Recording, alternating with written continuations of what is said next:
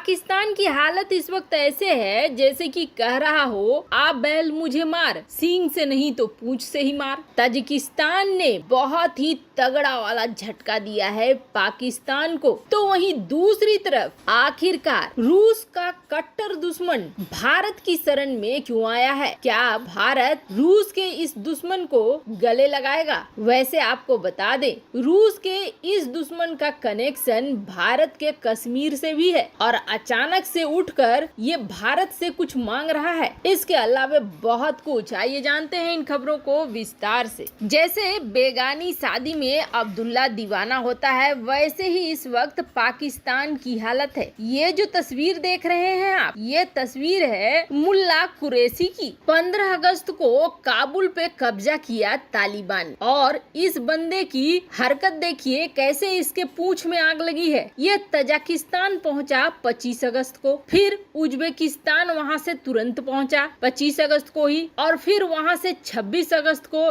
Iran पहुंच जाता है, फिर 31 अगस्त को जर्मनी पहुंच जाता है, 1 सितंबर को नीदरलैंड पहुंच जाता है और 3 सितंबर को ब्रिटेन पहुंच जाता है, 6 सितंबर को इटली, 9 सितंबर को कुवैत, कतर और 10 को स्पेन। ये क्यों दौड़ रहा है इतना? ये ऐसे शो कर रहा है जैसे कि ये तालिबान का विदेश मंत्री हो। ये दौड़ रहा है इन सारे देशों को ये समझाने के लिए कि आप मान्यता दे दो तालिबान को, और तालिबान को जब मान्यता हो मिल जाएगी तो पाकिस्तान यहाँ पर एक कठपुतली सरकार खड़ा कर देगा। उस कठपुतली सरकार को अपने हिसाब से नचाएगा, चाहे वो कश्मीर का मामला हो, चाहे किसी और देश का मामला हो, चाहे पश्चिमी देश का ही मामला क्यों न हो। और सिर्फ इतना ही नहीं रहा, इस बंदे ने अब दुनिया को ये समझाना शुरू कर दिया है, या ये कहें डराना शुरू कर दिया है। जब इस तरह से दौड़ दौड़ कर काम नहीं बना तो इसने डराना शुरू किया और दुनिया को ये कहना शुरू किया,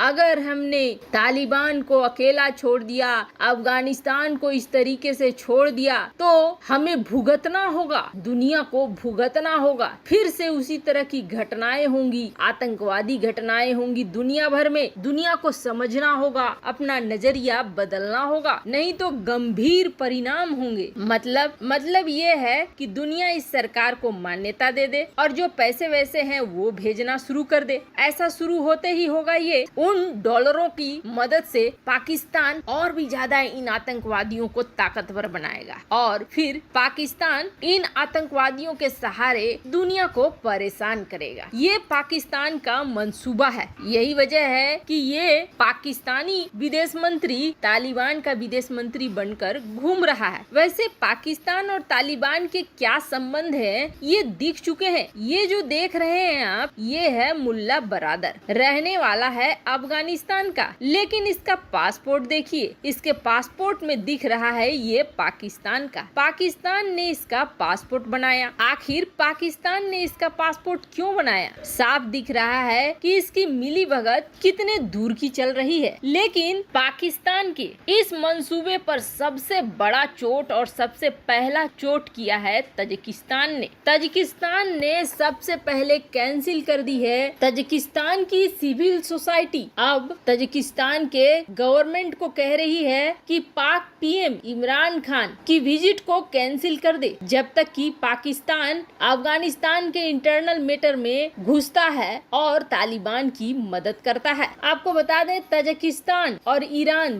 दोनों ही बहुत नाराज हैं पाकिस्तान की हरकत से। जहां तजिकिस्तान इस तरीके के फैसले ले रहा है, वहीं दुनिया के और भी कई देश हैं जो अब बड़ी तैयारी कर रहे हैं पाकिस्तान के ऊपर एक्शन लेने की। पर इन सब के बीच में स्क्रीन पर जो ये मैप देख रहे हैं, ये इलाका है सर्बिया का इलाका। सर्बिया जो कि रूस का परम मित्र माना जाता है। अब सर्बिया से ही लगता हुआ थोड़ा नीचे की तरफ आएंगे तो ये है कोसोवो। कोसोवो दरअसल सर्बिया का ही हिस्सा हुआ करता था, लेकिन ये क्षेत्र है मुस्लिम समुदाय से भरा हुआ। इस क्षेत्र में अचानक से सारे मुस्लिम ये कहने लगे कि हमें सर्बिया से अलग होना है, हम अलग होना चाहते हैं। और सर्बिया और रूस के रिश्ते थे बहुत अच्छे, जिससे चिढ़ता था अमेरिका। इसलिए अमेरिका ने भी सर्बिया से कोसोवो को अलग होने में मदद कर दी और कोसोवो अलग हो गया। कोसोवो बन गया गया एक अलग देश। लेकिन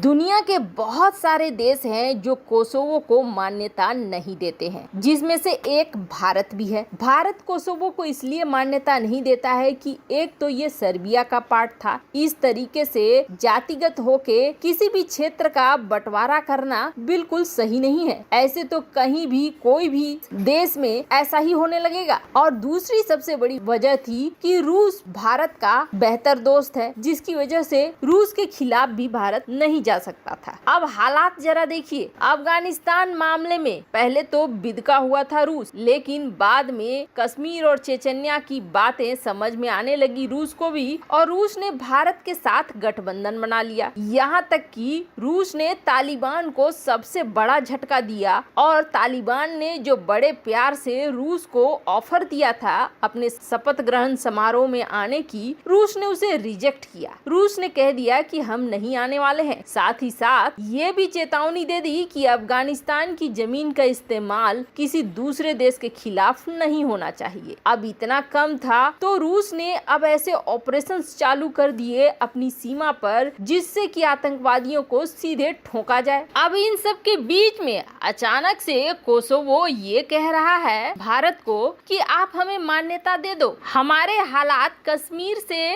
अलग हैं, आपको कोई फर्क नहीं पड़ेगा आप अगर हमें मान्यता दे देते हो तो। अब बात दो चीज की है, एक तो बड़ी साजिश। अचानक से अभी जब अफगानिस्तान में इस तरह के हालात है, रूस और भारत अपने रिश्ते को ठीक करना चाह रहे हैं, तब ये जो कि रूस का कट्टर विरोधी है, कट्टर दुश्मन है, वो भारत को कह रहा है कि आप हमें रिकॉग्नाइज करो। जो साफ दिखता है कि भारत अगर कोसोवो को रिकॉग्नाइज करता है तो रूस से दूरियां और बढ़ जाएंगी, और अमेरिका का बहुत ज्यादा भरोसा है नहीं। ऐसे में बैलेंस बनाकर चलना, अपनी जरूरत के हिसाब से चलना भारत के लिए बेहद जरूरी है। तो दूसरी बड़ी बात यह है कि आखिर कोसोवो को भारत क्यों रिकॉग्नाइज करे। अगर कोसोवो के इस तरीके से अपने देश से अलग होने पर भारत मान्यता देगा तो भारत के कई क्षेत्रों में बवाल मचने शुरू हो जाएंगे। कई देश में भी इस तरह के बवाल होने लगेंगे कि जब कोसोवो को मान्यता मिली तो बाकी दुनिया को क्यों नहीं मिलेगी। तो एक